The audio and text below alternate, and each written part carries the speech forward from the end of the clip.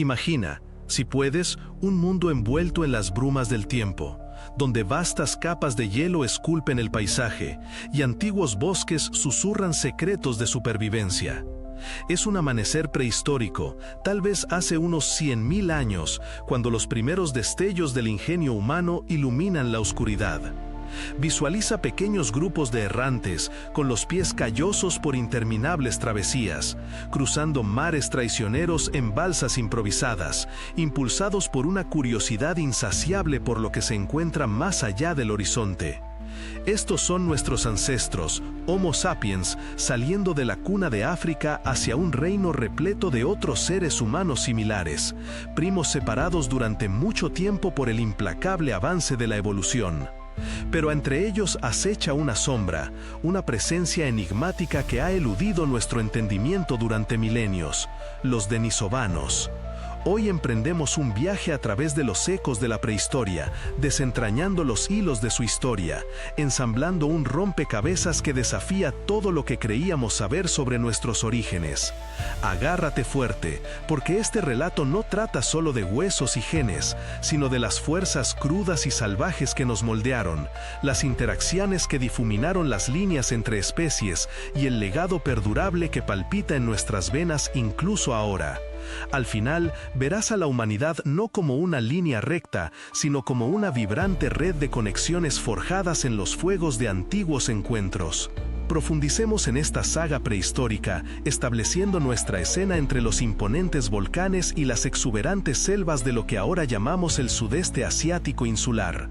En aquel entonces, el mundo era un mosaico de puentes de tierra e islas aisladas, moldeadas por fluctuantes niveles del mar. Durante el período Pleistoceno, los glaciares almacenaron vastas cantidades de agua, exponiendo plataformas continentales que permitieron migraciones imposibles en la actualidad. En este entorno dinámico, la vida era una constante batalla contra los elementos, montañas eruptivas que expulsaban ceniza que cubría la tierra, monzones que inundaban ríos y depredadores acechando en la maleza. Fue aquí, en este crisol de cambios, donde varias ramas de la familia humana convergieron, cruzando caminos de maneras que alterarían para siempre el tapiz genético de nuestra especie. La historia comienza no con grandes fósiles o herramientas monumentales, sino con un humilde fragmento, un pequeño hueso del dedo meñique, desenterrado de las frías profundidades de una cueva siberiana hace alrededor de 100.000 años. Aunque su descubrimiento por la ciencia moderna llegó mucho más tarde, en el siglo XXI, este hueso, perteneciente a un individuo joven, contenía dentro de él el plano de toda una población perdida. Los tiempos prehistóricos estaban repletos de tales tesoros ocultos, enterrados bajo capas de sedimentos acumuladas a lo largo de eones.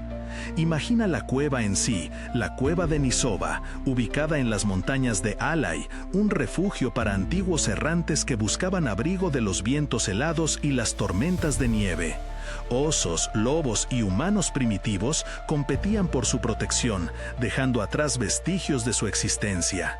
El hueso del dedo meñique, preservado por las estables y frescas condiciones de la cueva, portaba ADN que, al ser secuenciado, reveló una impactante verdad.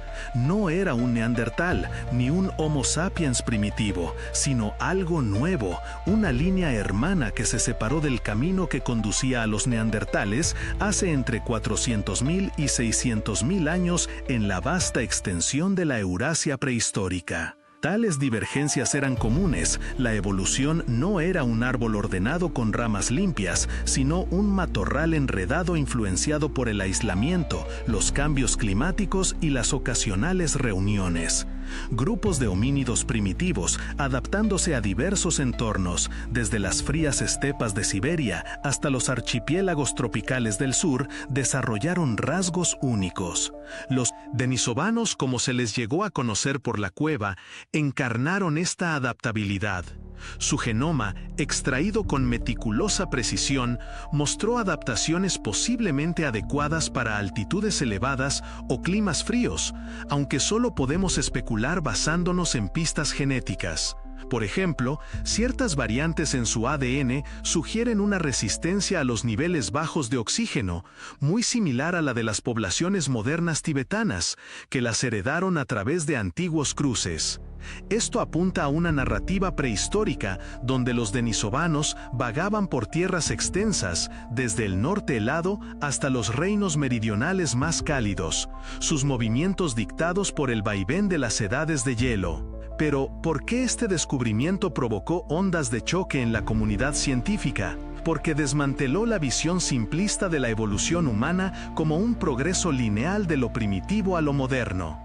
La prehistoria fue una época de multiplicidad, con múltiples formas humanas coexistiendo, compitiendo y a veces cooperando. Los neandertales en Europa y Asia Occidental, con sus robustas estructuras y sofisticados conjuntos de herramientas, ya eran conocidos. Los primeros Homo sapiens, que emergieron de África hace aproximadamente 300.000 años, comenzaron a migrar en oleadas, tal vez hace unos 100.000 años. Esto añadió otra capa, ya que los denisovanos llenaron un vacío, representando un contraparte oriental a los neandertales. Su existencia implicó que el árbol genealógico de la humanidad era más frondoso de lo que se imaginaba, con ramas entrelazadas a través de flujos genéticos. Esta mezcla, el entrelazado de genomas a través de cruces, fue una característica distintiva de las interacciones prehistóricas.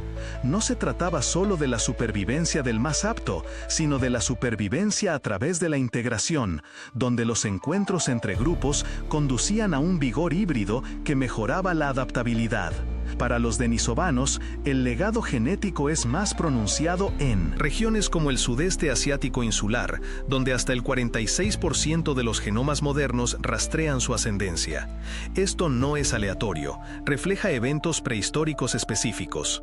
A medida que los Homo sapiens se aventuraron hacia el este tras dejar África, encontraron poblaciones denisovanas adaptadas a los entornos locales. Estos encuentros, tal vez alrededor de hogueras en playas o en claros de bosques, resultaron en descendencia que portó adelante un mosaico de rasgos. Para entender esto completamente, debemos profundizar en el evento de salida de África, un capítulo crucial en la historia prehistórica.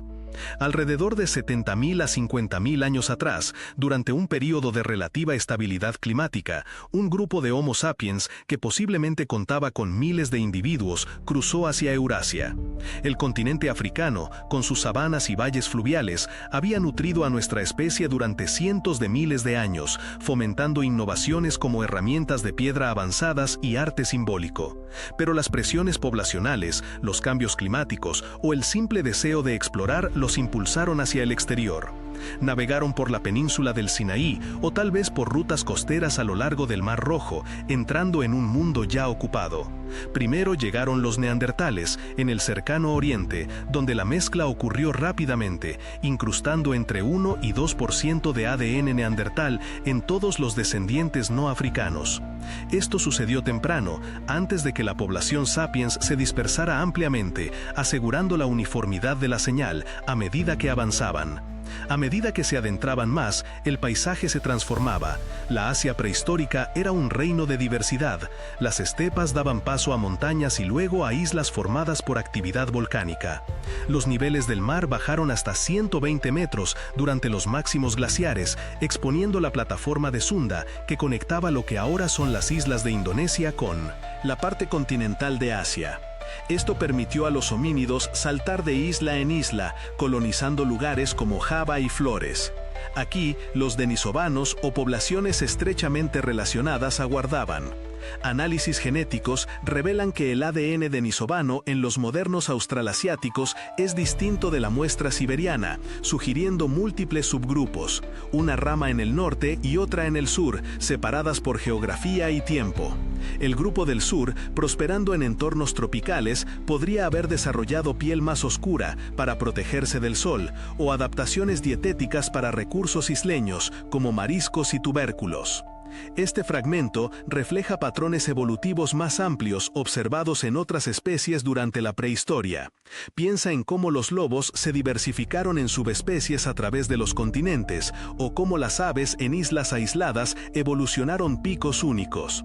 Para los humanos, subraya nuestra plasticidad, la capacidad de adaptarse rápidamente. La falta de fósiles denisovanos generalizados habla de sesgos de preservación.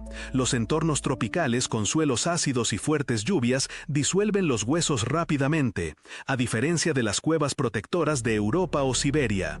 Así, mientras los sitios neandertales abundan, los restos denisovanos son escasos, obligándonos a depender de la genética como una ventana al pasado. Las poblaciones modernas en Papúa Nueva Guinea y Australia llevan la mayor cantidad de ascendencia denisovana, alrededor del 4%, en comparación con el 2% de neandertal en los eurasiáticos. Este gradiente sugiere una mezcla localizada en el prehistórico Sahul, la antigua masa terrestre de Australia y Nueva Guinea. Grupos aislados como los isleños de Andamán descienden de la misma ola de salida de África, pero carecen de una influencia denisovana equivalente. Esto se refuerza por su aislamiento en islas, cortadas por mares en ascenso tras la glaciación, preservando un genoma base sin la influencia denisovana del sur. No emerja una señal superárquica de manera contundente. Lo que parece tal correlaciona con ascendencias neandertales y denisovanas probablemente no detectadas de esos grupos. Esto implica que los métodos se refinan con el tiempo, revelando sutilezas en términos prehistóricos. Significa que la mezcla fue selectiva. Genes que conferían ventajas, como mejoras inmunológicas o ajustes metabólicos, persistieron. Por ejemplo, los alelos denisovanos ayudan con la adaptación a gran altitud en los tibetanos, un regalo prehistórico que perdura hoy. Ahora, volvamos a los fósiles que poblan esta narrativa prehistórica. El sudeste asiático insular fue un hervidero de actividad homínida, un verdadero cruce de caminos de la evolución. Considera a Homo erectus, uno de los primeros migrantes fuera de África, que llegó a Java hace aproximadamente 1,5 millones de años. Estos seres, con cerebros más grandes que los de los australopitecos, pero más pequeños que los nuestros, dominaron el fuego y fabricaron hachas de mano, herramientas simétricas que requerían previsión y habilidad. Sitios como Sangarán producen cráneos que muestran cejas gruesas y frentes retráctiles, rasgos adecuados para una vida de resistencia, cazando en bosques abiertos. Persistieron durante más de 1 millón de años, adaptándose a los climas cambiantes, desde los húmedos interglaciares hasta los secos glaciares. Pero la prehistoria está llena de sorpresas. En Flores, Homo floresiensis, diminutos homínidos de aproximadamente 1 metro de altura, surgieron posiblemente a través del enanismo insular, donde los recursos limitados favorecen cuerpos más pequeños.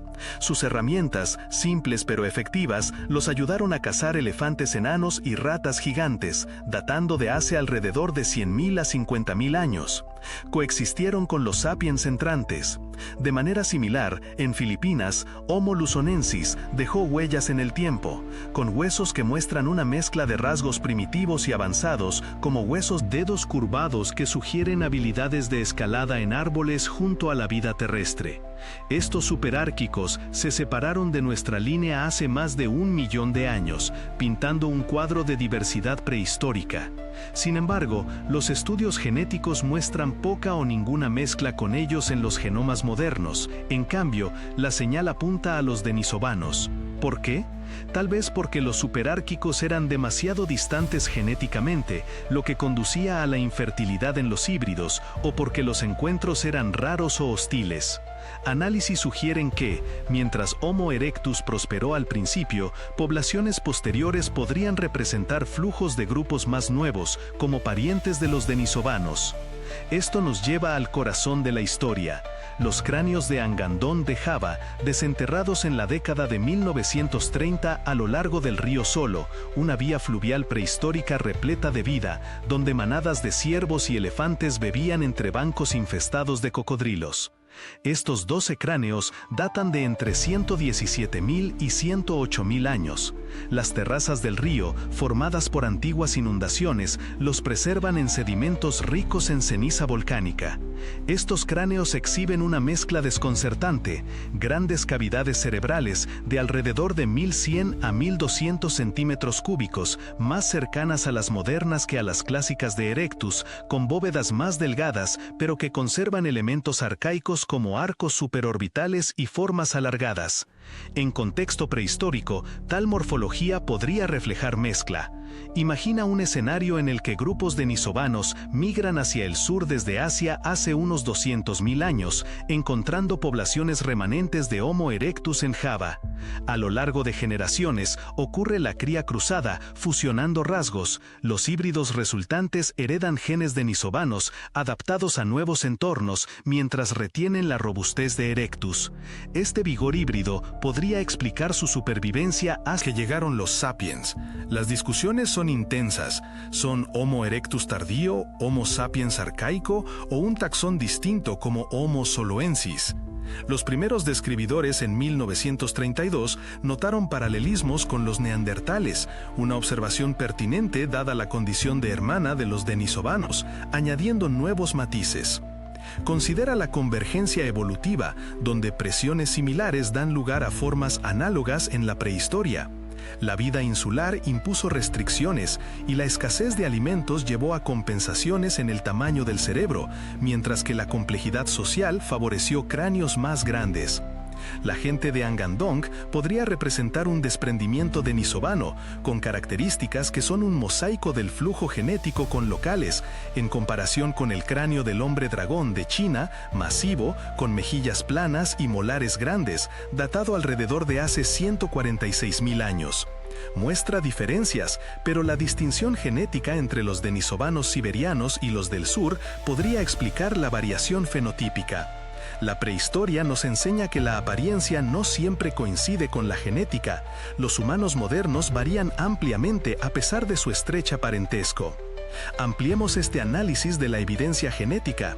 La falta de mezcla superarcaica es reveladora. Correlaciona con la ascendencia neandertal y denisovana, probablemente de segmentos no detectados. Esto implica que la población de Ingandong podría ser el grupo similar a los denisovanos que se cruzó localmente. Pero la prehistoria no se trata solo de datos, sino de historias de vidas vividas. Antes de concluir, hagamos esto vívido con ejemplos reales extraídos de ecos modernos del pasado. Considera a los Sherpas del Himalaya, cuyos genes de la variante EPAS, derivados de los denisovanos, les permiten prosperar a elevaciones donde otros flaquean. En tiempos prehistóricos, adaptaciones similares podrían haber ayudado a los híbridos denisovanos sapiens a conquistar islas montañosas. O piensa en los indígenas australianos, cuyas tradiciones orales hablan de llegadas antiguas de ancestros espirituales. Estudios genéticos los vinculan a migraciones tempranas, con ADN denisovano posiblemente influyendo en rasgos como mandíbulas robustas o resistencia a enfermedades. Un caso específico. En 2019, investigadores rastrearon un gen derivado de los denisovanos en los papúes que ayuda en el metabolismo de grasas, quizás un legado de dietas prehistóricas ricas en tubérculos y mariscos. Relaciona esto con un individuo moderno, digamos una mujer vietnamita, que descubre a través de una prueba de ADN que se encuentra entre el percentil más alto de ascendencia arcaica, conectándola personalmente con esos antiguos errantes que cruzaron mares hace 50.000 años. Otro ejemplo son los pueblos Bajau del sudeste asiático, nómadas del mar, que se sumergen durante horas y llevan genes que aumentan el tamaño del vaso, potencialmente de los denisovanos, mejorando el almacenamiento de oxígeno. En la prehistoria, esto podría haber ayudado en forrajeos costeros durante los bajos niveles del mar. Estas historias humanizan los datos, mostrando cómo las interacciones prehistóricas dan forma a la diversidad de hoy, desde la resiliencia en entornos duros hasta sutiles rasgos de salud. Al concluir este épico viaje prehistórico, la conclusión clara es que la evolución humana es un testimonio de la conexión, no del aislamiento. En el vasto teatro de la prehistoria, donde los denisovanos y sus parientes bailan con nuestros ancestros entre junglas y ríos, aprendemos que la diversidad nos fortalece. La mezcla no fue debilidad, sino nuestro superpoder, tejiendo un genoma resistente a partir de múltiples hilos. Hoy, al enfrentar desafíos globales, recuerda esta lección. Abraza nuestra herencia compartida, porque en los huesos del pasado yace la unidad de nuestro futuro. Gracias por unirte a esta exploración que te inspire a ver la verdad humana en la historia. Humanidad con asombro.